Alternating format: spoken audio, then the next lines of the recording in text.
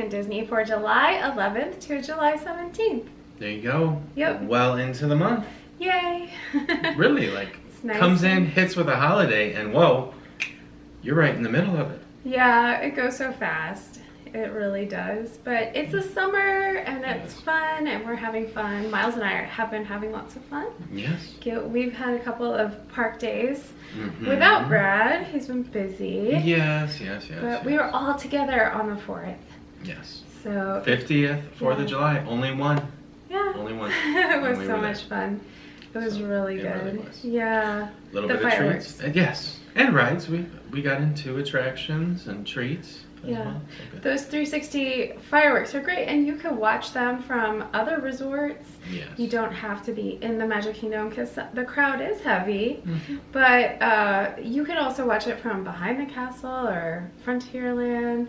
So that would be kind of fun. Or Liberty Square. That would be a good place to watch those Independence Day fireworks for sure. Yeah, so many good views. Yeah. Grand Flow, a great place to view it.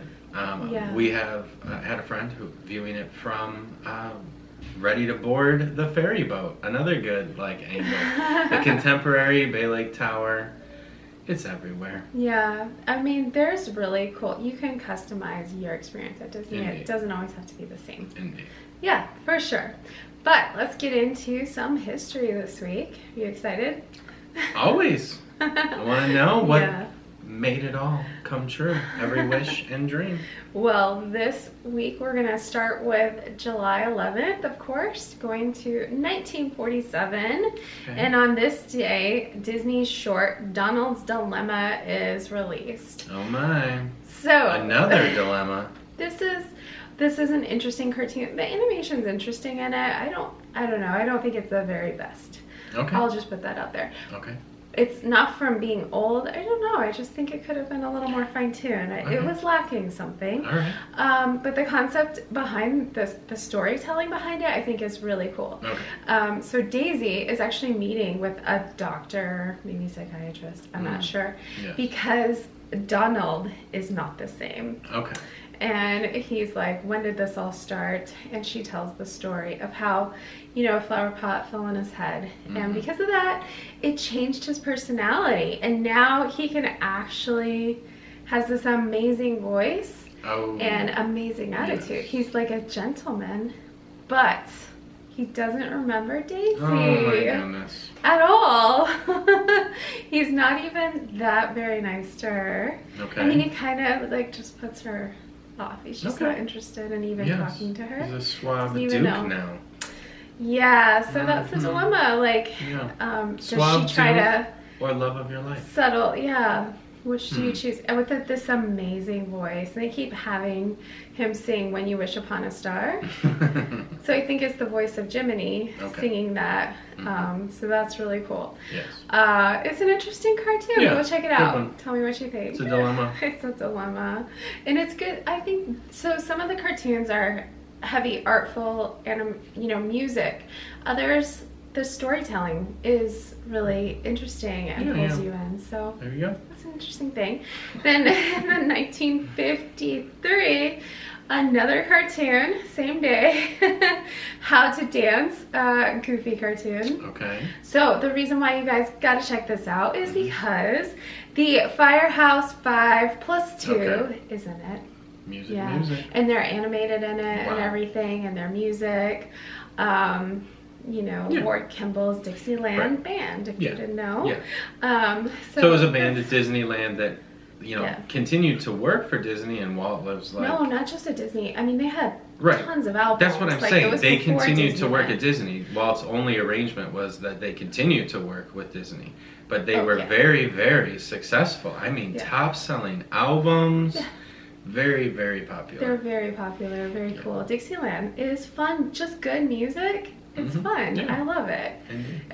I know my family, I'm originally from Texas, and they were all cotton farmers, and they were all very musical, and apparently they sat around with their musical violins and all their guitars and that's what they did for entertainment. So this kind of stuff reminds me of what the scene would be like with my family, maybe. Yes. if I had been there way back when. But anyway, we'll move on to 2001, still on July 11th. Wow. Magic Masters. This was a magic shop that opened at Disney Springs in, I think, did I mess that up? 2001. Okay. On Beautiful. July 11th, yeah.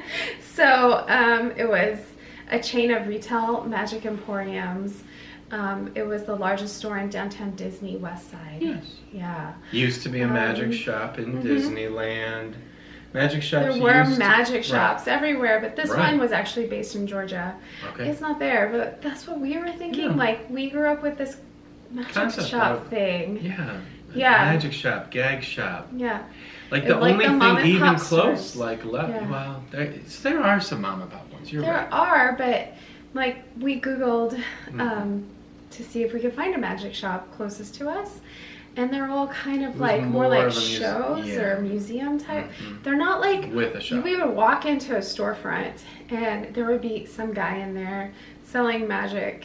Yeah. And it was an experience as a kid. Mhm. You know, you'd have them, and maybe in your town if you were lucky. Yeah. You know, like card shops and bookstores. Yeah. Old At the same time, bookstores. you would have like Blackstone or like advertising on television for his magic kit. So yeah, you're right. Yeah. And I did get to see like Doug Henny. What happened to all that? Honestly, Yeah. like, I could say big chains have kind of taken over. Wow. But then at the same time, it's not like we go to Walmart and get all our magic Do they stuff. want us to forget that magic is real? I guess Don't let so. it happen. Go Well, get and- yourself a tap hat. Yeah, Disney and a World always, or Disneyland began with a magic shop. It had a magic shop for many, many years. Steve Martin Yes. worked there. Yeah, so Began his it's career. kind of strange. Where's Yeah. it gone? It's neat. Bring the magic. Yeah, please. And then moving on to July 12th, new day, 2008. The Massachusetts Symphony Orchestra presents A Salute to Disney. It's a free open-air concert. Okay. And so, you know, I had kind of brought this up before with these open-air, like, concerts that they do in the summertime. Mhm. And this one was all for Disney. It had, like, Beauty and the Beast and Hercules, Little Mermaid. And this was where? Massachusetts. Oh. Yeah. Okay. Yeah, so we're that heading was out of the their... parks. I love that. Yes. Okay. Just like the last one we talked about. Indeed. Yeah. You know, Mhm. so these amazing orchestras performing these pieces of work that are orchestra worthy.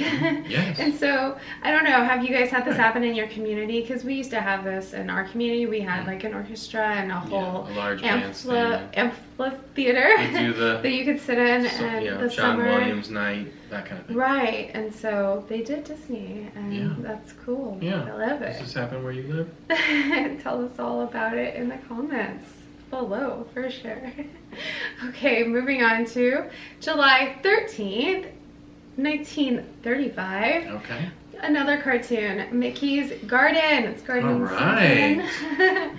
Garden Well, it Festival's should be still on, so. No, it's not. It's No, over. it just ended. Yeah, it's okay. See, I'm working too much. Yes. Gotta get more magic. We gotta get more magic in your life for Yes. sure. But gardening, that's happening for people regardless if there's a festival. And this is like the time of the gardening year where you're dealing with weeds and bugs. Those are the two things that just, in July, it just seems like you're always pulling weeds and fighting bugs. Yeah. And so Mickey is fighting bugs with Mhm. a very like toxic looking poison that he's Okay. spraying, and they're all trying to get away until he takes a bath in it. And it's very Alice in Wonderland after that.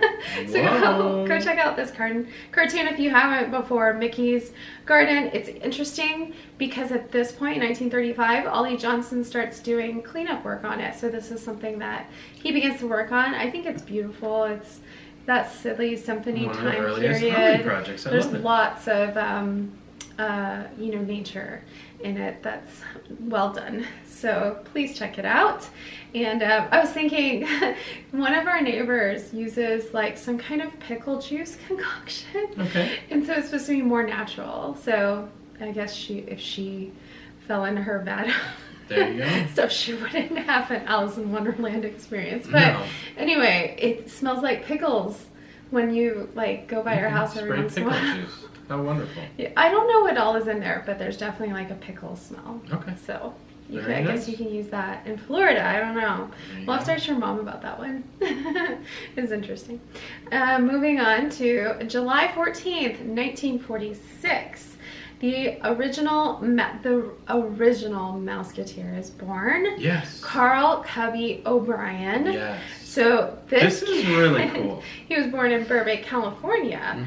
He is the youngest of 3 sons of the O'Briens, and they're a very talented family. At the age of 5, he began playing the drums, and he was able to get lessons at the Babcock Music School in Sherman Oaks, California. And then by the age of 8, he's actually playing in a Dixieland band at 8 at the Screen Actors Guild benefit. And so this is where they see the Disney Disney producers see Cubby, and they're like, this needs to be our first Mouseketeer. I'm sure it worked a little bit different than Talented brain kid. Yeah, so he did 3 seasons in the Mickey Mouse Club and then became a full-time working drummer. He is a drummer. Like, even today, he's still drumming. Like, he actually missed like a big 50th anniversary, I think in 2005 for the Mouseketeers because he was too busy drumming. Yeah. So that's interesting. He was like, there were lots of it. I can't, for some reason I can only remember the Carpenters that he was a drummer for. Who else? Which is weird because the brother was the drummer. But so he performed with the Carpenters, Debbie Reynolds, Andy Williams. He was on the Carol Burnett show. And then for Broadway productions, he did The Producers, Gypsy, and Chicago, and a touring version of Beauty and the Beast. There you go. And he says, this is his quote, "I've traveled all over the world since the Mickey Mouse Club and have had the opportunity to meet plenty of notable celebrities and entertainers." And he said it's funny because they always seem to introduce me as a Mouseketeer. Mouseketeer Cubby. Why? Because they like him. There wasn't a show that went by that somebody didn't come backstage and would tell me how much of an impact we had on them since they grew up watching this show. I love that. Yeah, that's cool. That was in 2010 that he said that, and I just thought that was super sweet that those Mouseketeers were influenced. That's something, you know, we didn't really see the original Mouseketeers, we were not born yet. But if some of you guys watching were, we'd love to hear, were they an influence on you? What was the experience like? I was in junior high whenever they rebooted Mickey Mouse Club, the one with like Brittany and Justin and oh my goodness, well, several, but it wasn't the same though. No, it wasn't. And I mean, we've seen it, but we weren't little growing up with it. If you were little growing up, I thought it was the coolest experience to watch them. It was not the same at all. You're right. And they had in-person Mickey Mouse clubs all over for a while that you could go have fun at or whatever. But alas, not anymore. Then moving on, still July 14th. This movie, I like this movie. 2010 it was released. The Sorcerer's Apprentice with Nicolas Cage. So I like this movie. Some people really, really don't and think it's lame, but it's... You have always liked it. Which is weird because you're so not into the live actions often, but you do. You've always liked this one. I do like this one. It must be Nicolas Cage. It must be Nicholas. He is funny. I find him very interesting person in general. He's got this strange aura. Even with his heritage, Yeah, I think what I like about it is the Sorcerer's Apprentice and that they tried to do a live action of that. I think they could do it again and it would be good. But this is a fun movie. I mean, it's one of those movies where you're bored on a Saturday afternoon and it's pouring rain and your plans got canceled and you just make some treats and watch a movie, maybe fall asleep during some of it. Wow. And it's okay. No, it's the same time period as like Enchanted. You know, love that one too. Yes, it's just it has that temperature and that hue. I mean, have you seen The Sorcerer's Apprentice? I have watched it at least once, if not twice. So. Okay. We owned it. I mean, I like National own it. Treasure too. I think the treasure hunting Indiana Jones sort of mystery stuff is just fun. It's okay. Yeah, it's okay that you like Nicolas Cage. It's not about that, Brad. Settle down.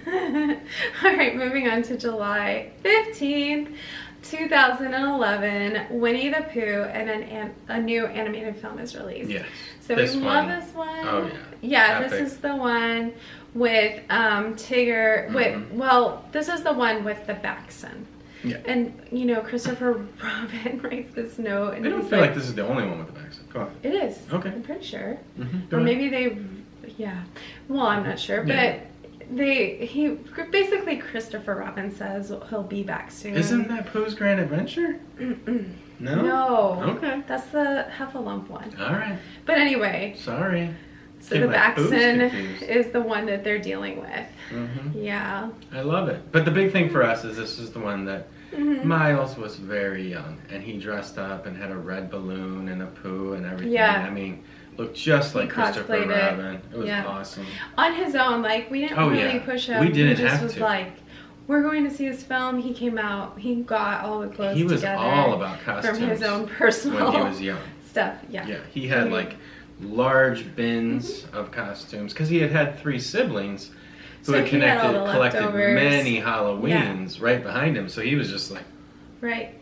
Well, and also when our kids were little, we homeschooled. So we actually had, we would buy costumes after after the sale, like after the season. There used to be tons of costumes left over, really cheap, and so we would just get them for like $1 or $3, whatever it was. And then they had this big source of things to make things with. Yeah. You know, it was cool. It was fun. So then he inherited a lot. Yes. By the time he came around. What's cool about this movie, I love, is that it's narrated by John Cleese, and I love how his voice sounds in it. Yeah. It's neat. And I love Zooey Deschanel's music in it. So. Do you really? Yes, she's the one that does the music in it.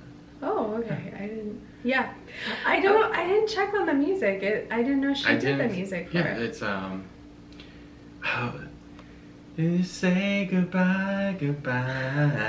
You singing? Well, yeah, I can't remember it well enough at the moment. I listen to it often. It's great songs. Yeah. Yeah, it's good stuff. It really enlivened Pooh and brought it contemporary, like the same way that Disney had done the Muppets just 2 years earlier. I mean, it did it.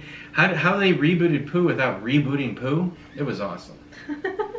Okay, moving on to July 16th, 2011 also, so one day later, at Animal Kingdom. It's so sweet because a female lesser flamingo is hatched. It's the first lesser female... flamingo? That sounds a little snobby.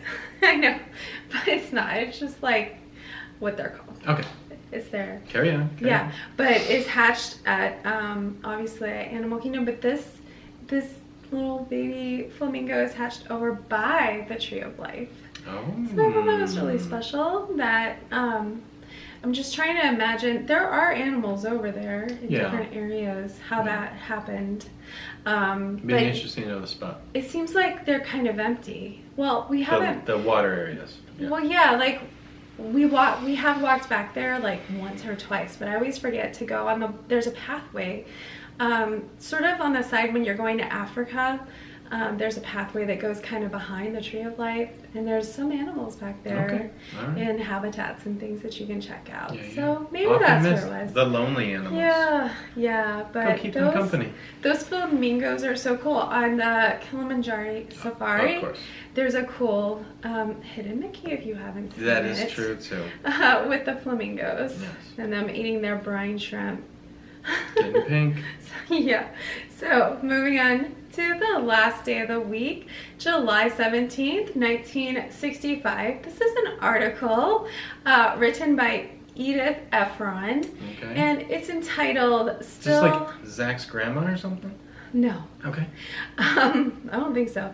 An article about Walt Disney titled "Still Attacking His Ancient Enemy, Conformity." There we go. Yeah, so I thought this was really interesting. It details the Walt Disney's life and the details of Walt Disney's life have often been published, but all that is really essential to know that he is a pure Horatio Algiers story. There you go. The story of a very poor boy who was raised in Missouri farm, who never finished high school, who worked incessantly to bring his innocent version into existence, and succeeded after a series of bitter struggles. There you go.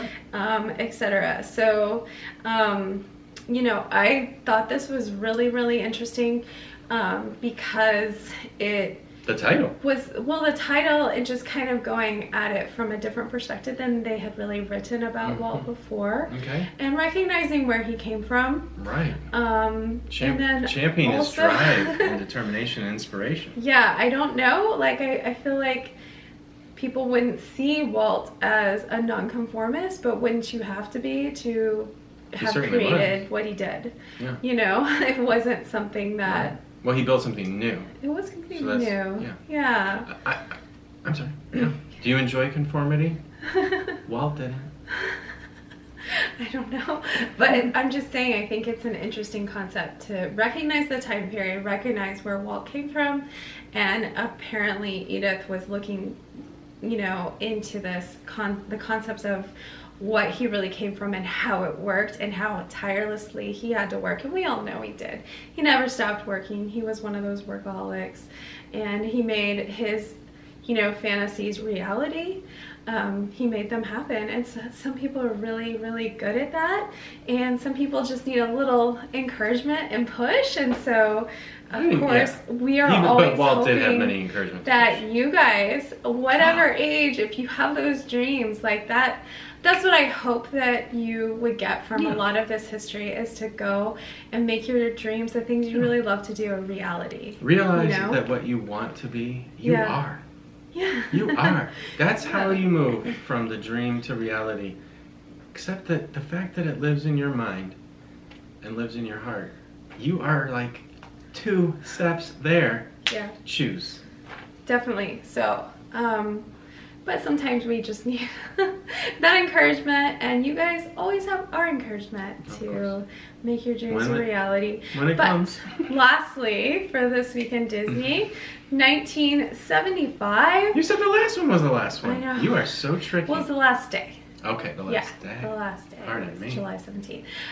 Disneyland turns 20, and they have a big celebration with a 15-month salute to the United States Bicentennial, with the most elaborate parade in park history, America on Parade, which has 50 floats, 150 giant performers, and at least 8 feet tall, in addition to an all-new red, white, and blue fireworks spectacular, Fantasy in the Sky. Yes. So it's at Disneyland. Disneyland has celebrated these big milestones on July 17th, started the celebration. But the fact of the matter is that... Good tip.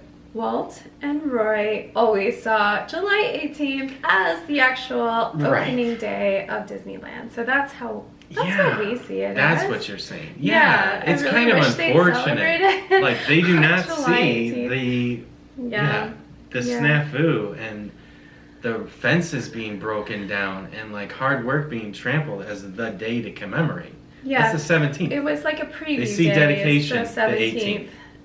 It didn't go well. Really hope that really changes at some point.